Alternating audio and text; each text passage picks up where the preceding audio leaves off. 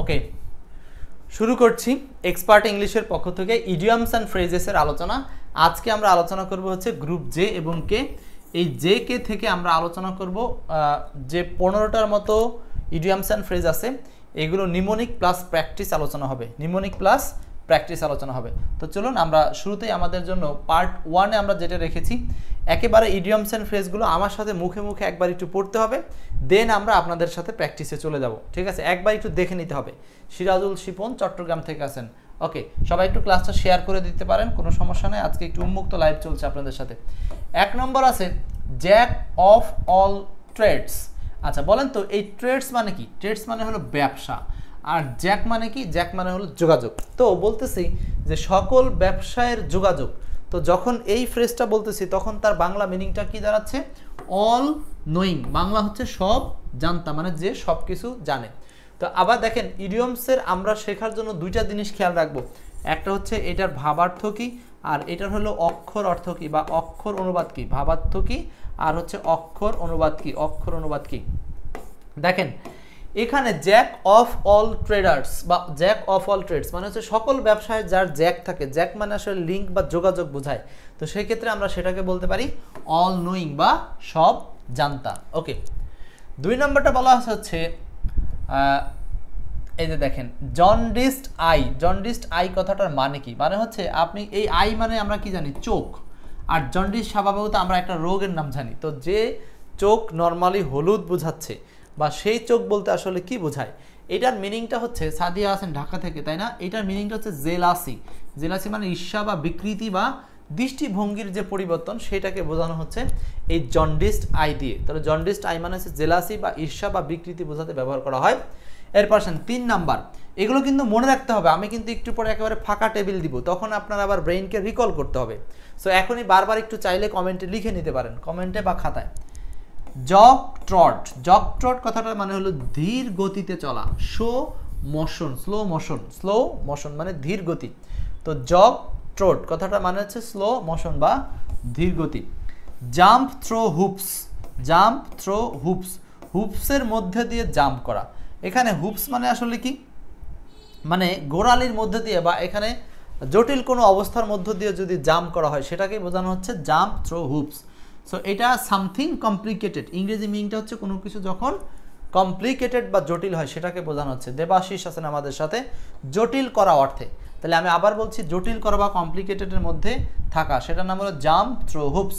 Jug ট্রোট মানে হচ্ছে ধীর গতিতে চলা। 5 নাম্বারটা কি? Keep an I. An eye মানে একটা চোখ, আর কিপ মানে কি? রাখা। তো এটা হলো অক্ষর অনুবাদ, কিন্তু আমার লাগবে কি? ভাবানুবাদ। কিপ অ্যান আই কথাটার মানে হচ্ছে কোনো কিছুর উপর নজর রাখা, কোনো কিছুর উপরে ভালোভাবে নজর রাখা। এটার নাম হচ্ছে কিপ অ্যান আই। তো এখানে আবার ফ্রেজের ক্ষেত্রে আবার নতুন করে এখানে টুও লাগতে পারে, keep an eye to, sentence তৈরির ক্ষেত্রে। সেগুলো কিন্তু পরীক্ষায় বাংলা মিনিংও চাইবে, ইংলিশ মিনিংও চাইবে। Keep on. কিপ অন মানে হচ্ছে কন্টিনিউ রাখা বা চলমান রাখা। এটা একটা ইডিয়মস অ্যান্ড ফ্রেজ, এটা আপনারা পারবেন। তাহলে কিপ অন কথাটার মানে হচ্ছে চলমান রাখা। আমরা কিন্তু ইডিয়মস অ্যান্ড ফ্রেজ মনে রাখার জাস্ট 3টা স্টেপ ফলো করলেই আমরা এইগুলো মনে রাখতে পারবো। তাহলে এখান থেকে জাস্ট 6টা একটু দেখে নেন। জ্যাক অফ অল ট্রোডস মানে হচ্ছে সকল কিছু জানবে যে, অল নোয়িং। জন্ডিস আই মানে হচ্ছে দৃষ্টিভঙ্গি বা ঈর্ষা, জেলাসি। জগ ট্রোট মানে ধীর গতি, slow motion. Jump through the hoops মানে টু ডু সামথিং কমপ্লিকেটেড। আচ্ছা, তারপর হচ্ছে কিপ ওয়ান আই টু, কোনো দিকে নজর রাখা। কিপ অন মানে হচ্ছে কোনো কিছু চলমান রাখা বা কন্টিনিউ রাখা। ওকে, নেক্সট আমরা বলছি আজকে মোট 15টা পড়বো আপনাদের সাথে। 15টা পড়বো, 15টাই আজকে ক্লাসে মনে থাকবে ইনশাল্লাহ। দেখেন 7 নাম্বার বলছে কিপ ওয়ানস হেড মানে কি? একজনের মাথা কি করা? রাখা। এর মানে কি? এর মানেটা হচ্ছে শান্ত থাকা। কিপ ওয়ানস হেড মানে হচ্ছে আপনি যখন ঝগড়া বিবাদে বেশি প্রতিবাদ করলেন না, এর মানে কি? আপনি কারো স্বাভাবিকভাবে মাথাকে শান্ত রাখলেন। সো এটা অক্ষর অনুবাদ না নিয়ে আমরা যাব হচ্ছে ভাবানুবাদে। তো ভাবানুবাদ হচ্ছে কিপ ক্লাম বা শান্ত থাকা বা শান্ত রাখা, 2 অর্থেই ব্যবহার করা হতে পারে। কিপ ওয়ানস হেড, এইখানে ওয়ান্সের পরিবর্তে কিন্তু যে কোনো ওয়ার্ড বসতে পারে পসেসিভ হিসাবে, হিজ, হার, হ্যাঁ, এরপরে মাই। এই যে সমস্ত ইডিয়মস অ্যান্ড ফ্রেজ এরকম ওয়ান্স পাবেন, ওই ওয়ান্স মানে হচ্ছে যে কোনো একটা ব্যক্তির পসেসিভ অ্যাডজেটিভের জায়গায় এটা বসে। ওকে, সাগরিকা আছেন আমাদের সাথে, রুনা লাইলা। ক্লাসটা শেয়ার করতে পারবেন, কোনো সমস্যা নাই। 8 নম্বর হচ্ছে কিপ আওয়ার ফিঙ্গার্স ক্রসড মানে আমাদের আঙ্গুলগুলো এরকম ক্রস রাখা, এর মানে কি? কিপ আওয়ার ফিঙ্গার্স ক্রসড, এটা কিন্তু অক্ষর অনুবাদ করলেন, কিন্তু এইটা অক্ষর অনুবাদটাকে আমাকে ট্রান্সফার করতে হবে ভাবানুবাদে, that means idioms. To hope that things will happen in the way that you want them, তার মানে যেমন চাই তেমন হবে এমনটা আশা করা। খুবই বড় একটা ইডিয়মস কিন্তু এটা, যেমন চাই তেমন হবে এমন আশা করা, সেটার নাম হচ্ছে keep our fingers crossed. Keep our fingers crossed মানে আমাদের আঙ্গুলগুলোকে ক্রস রাখা, এর মানে হচ্ছে আমি অনেক সময় এরকম রেখে নিজেরা কিন্তু কিছু একটা করতে চাই। সো এই থিং থেকেও কিন্তু এটা বলা যায় যে যেমন চাই তেমন আশা করা, এটার নাম হচ্ছে কিপ আওয়ার ফিঙ্গার্স ক্রসড। 9 নম্বর হচ্ছে keep the wolf from the door. Keep the wolf from the door, দরজা হতে ওলফ মানে নেকড়ে বাপকে রাখা। এখন এইটা দ্বারা বোঝানো হচ্ছে দূরে রাখা। সো এটা হলো কিপ অ্যাওয়ে মানে দূরে রাখা from extreme poverty. Extreme poverty তার মানে অত্যন্ত দরিদ্রতাকে কোথায় রাখা? দূরে রাখা, দূরে রাখা, এটার নামই হচ্ছে কিপ দ্য ওলফ ফ্রম ডোর। এই গেল 9টা, আর মাত্র 6টা আছে, ঠিক আছে? তাহলে এই 3টা একবার দেখে নেন। কিপ ওয়ান্স হেড মানে শান্ত থাকা, কিপ আওয়ার ফিঙ্গার ক্রসড মানে হচ্ছে যেমন চাই তেমন আশা করা, keep the wolf from the door মানে হচ্ছে দারিদ্রতা থেকে অনেক দূরে থাকা। 10 নম্বর কিপ ইউর চিন আপ। এই চিন আপ কঠিন অবস্থাতে হাসি খুশি থাকা, চিন মানে এইটা আর কি, থুতনি যেটাকে বলা হয়। তো কিপ ইউর চিন আপ, এটাকে আপ রাখা মানে হচ্ছে সব সময় বা কঠিন অবস্থাতেও কি হাসি খুশি থাকা। বি চেয়ারফুল, ঠিক আছে? কঠিন অবস্থাতেও হাসি খুশি থাকা। সাগরিকা, আজকের জন্য একটু উন্মুক্ত করে দিয়েছি, শেয়ার করে দিয়েছি, কোনো সমস্যা নাই। নেক্সট 11 নম্বর বলছে কেপ্ট অ্যাট। কেপ্ট অ্যাট মানে কি? কেপ্ট অ্যাট মানে হচ্ছে পারসিস্টেড, কোনো কিছুতে লেগে থাকা, কোনো কিছুতে লেগে থাকা, এটাকে বলা হচ্ছে কেপ্ট অ্যাট। আসলে এটা আপনি KEEP কিপ অ্যাট, এটা প্রেজেন্ট টেন্স হিসাবেও থাকতে পারে, পাস্ট টেন্স হিসাবেও থাকতে পারে। 12 নম্বর কিক দ্য বাকেট। এটা আবার কি? এটা বহুবার আসছে, এটাকে স্টার্ট দিবেন আপনারা, কারণ এইটা বহুবার আসছে। কিপ দ্য বাকেট, বাকেট মানে আমরা জানি হচ্ছে বালতি, আর কিক মানে হচ্ছে লাথি মারা। তো বালতিকে লাথি মারা, এইটার মিনিং যে কিভাবে মারা যাওয়া হয় এটা আপনারা বুঝতে পারেন কিনা? বালতিতে লাথি মারা মানে ধরেন বালতিতে পানি আছে বা জীবন আছে, সেটা লাথি মারলেন, পানিটা পড়ে গেল, তার মানে কি জীবনটা চলে গেল। এই দিক থেকে ঘুরিয়ে বলতে পারেন যে কিক দ্য বাকেট মানে হচ্ছে চুডাই বা মারা যাওয়া, কিক দ্য বাকেট। বহুবার আসছে এই ইডিয়মসটা। Kiss the dust. ডাস্ট মানে কি? ডাস্ট মানে ধুলা। আচ্ছা, ধুলাবালিকে আপনি কিস করবেন, এইটা কি ধরনের একটা অক্ষর অনুবাদ হয়ে গেল না? সো এইটার ভাবানুবাদটা আপনাকে বের করতে হবে। কিস দ্য ডাস্ট, ধুলাবালি কামড়ানো, এর মানে কি? ধুলাবালি কামড়ানো মানে কি? এর মানে হচ্ছে স্যারেন্ডার করা বা আত্মসমর্পণ করা, এটার ভাবানুবাদ। এটার ভাবানুবাদ হচ্ছে স্যারেন্ডার করা বা আত্মসমর্পণ করা। তাহলে কিস দ্য ডাস্ট, এখানে কিস দিয়ে কিন্তু অনেকগুলো ইডিয়মস আছে, হ্যাঁ, বাইট দিয়ে ইডিয়মস আছে।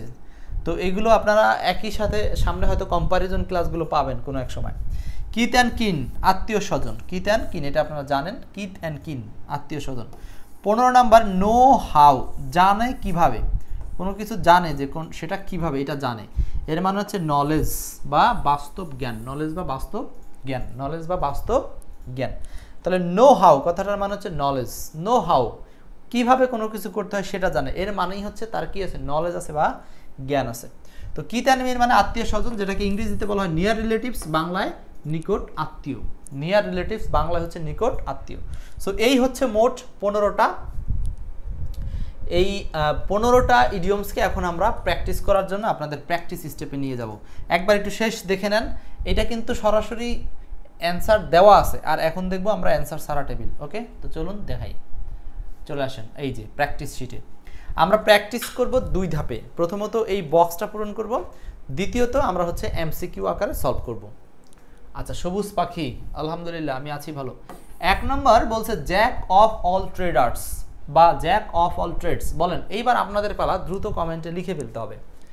জ্যাক অফ অল ট্রেডস মানে হচ্ছে সব জানতা, সব জানতা মানে সব কিছু যে জানে। জন্ডিস আই, এই কথাটার মানে ছিল ঈর্ষা, মনে পড়ে? ঈর্ষা। জক ট্রোট মানে হচ্ছে স্লো, স্লো মোশন। যেটাকে আমরা বলি হচ্ছে ধীর গতি। ধীর গতি পূরণ করেন, তাড়াতাড়ি পূরণ করেন। এটা কি হবে? জাম্প থ্রো হুপস কথাটার মানে হলো কঠিন অবস্থার মধ্যে দিয়ে যাওয়া। কঠিন অবস্থার মধ্যে। কিপ অ্যান আই টু এটা মানে কি? নজর রাখা। কিপ অন চলতে থাকা। কিপ অন মানে হলো চলতে থাকা। কিপ ওয়ান্স হেড মানে একজনের মাথা রাখা, এর মানে হচ্ছে সেটাকে কি বোঝানো হয়? শান্ত থাকা। শান্ত থাকা। কিপ আওয়ার ফিঙ্গার্স এর মানে হচ্ছে যেমন চাই তেমনটা আশা করা, বা যেমন চাই তেমন আশা করা, এটার নাম হচ্ছে কিপ আওয়ার ফিঙ্গার্স।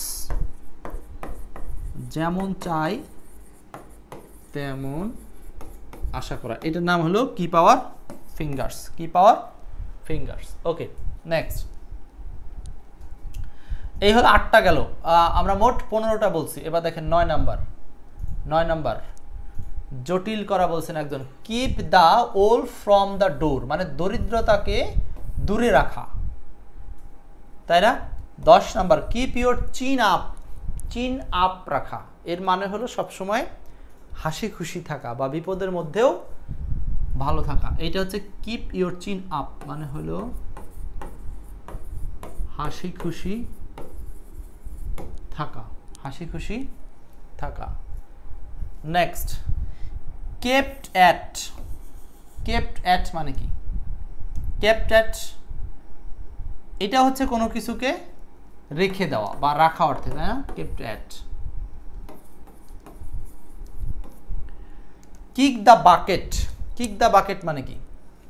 একটু আগে বলছি, খুব গুরুত্বপূর্ণ এটা। এটা বাংলা হচ্ছে টু ডাই। টু ডাই মানে হলো মারা যাওয়া। টু ডাই মানে মারা যাওয়া। কিস দ্য ডাস্ট এটা বাংলা কি ছিল? এটা হলো আত্মসমর্পণ করা বা স্যারেন্ডার করা। আত্মসমর্পণ করা বা স্যারেন্ডার করা।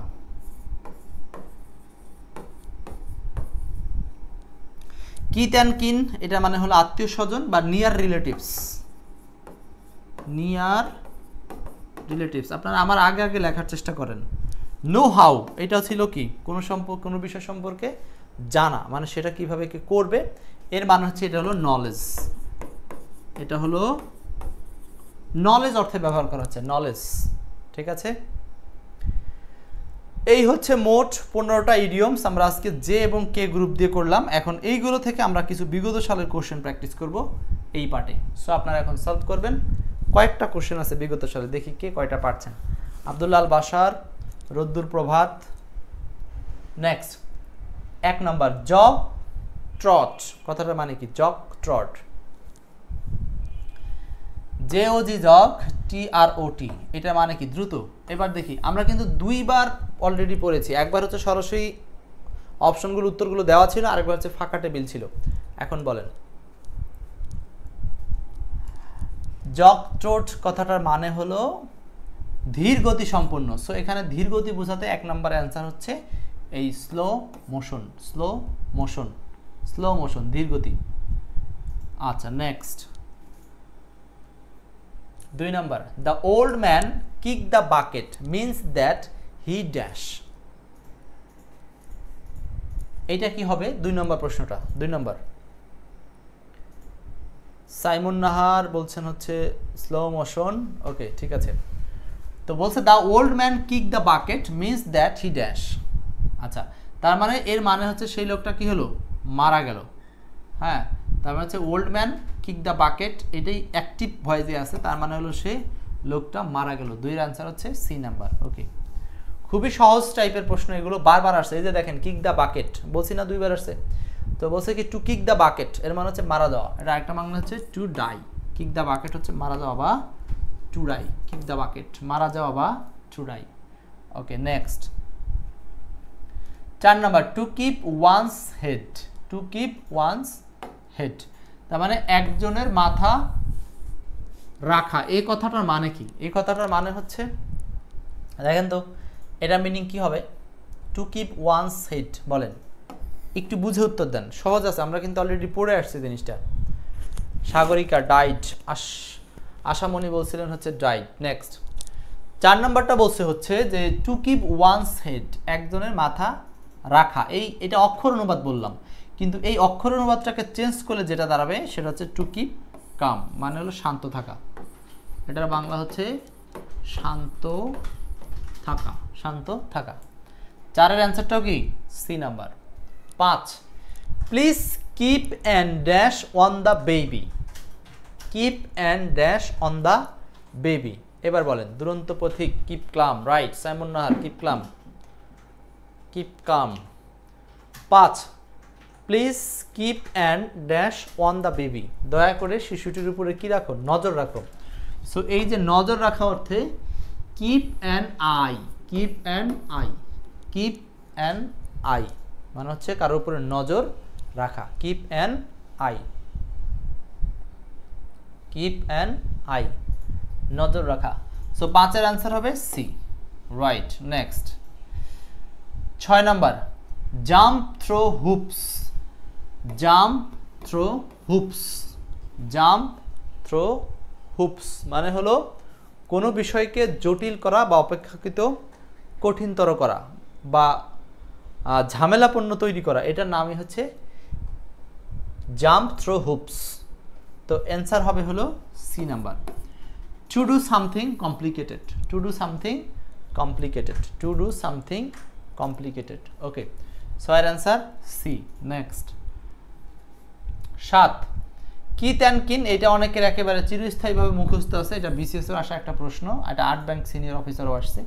কিত অ্যান্ড কিন মানে আত্মীয় স্বজন, যেটাকে আমরা বলে থাকি নিয়ার রিলেশনশিপ বা ব্লাড রিলেশনশিপস বা ব্লাড রিলেটেড আত্মীয় স্বজন, তাদেরকে বলা হয় কিত অ্যান্ড কিন। 7-এর উত্তরটা হচ্ছে বি নাম্বার, 7-এর উত্তর বি। 8 একই রকম কিত অ্যান্ড কিন, এটা হচ্ছে রিলেটিভস, পারবেন এটা। 9 number same question, all my dash left me, হ্যাঁ ওয়াল মাই ড্যাশ লেফট মি, বাসার বলছেন 7-এর বি। 9 নাম্বারটা বলেন, এটাই আজকের আলোচনার শেষ কোশ্চেন হতে পারে। 9 number wall my dash left me, আমার সবাই আমাকে কি ছেড়ে গেছে। এখন এই সবাই বলতে কারা?